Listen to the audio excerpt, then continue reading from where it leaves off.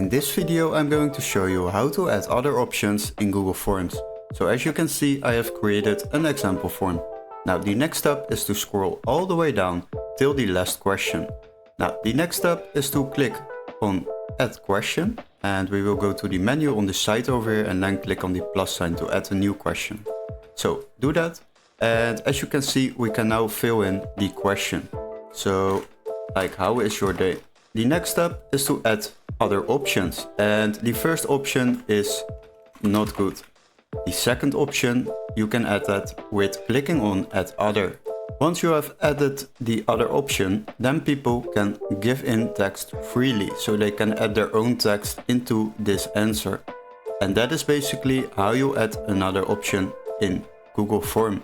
So what you need to do, of course, is to select the required button, so you will require to answer this question for the people who are responding to your form.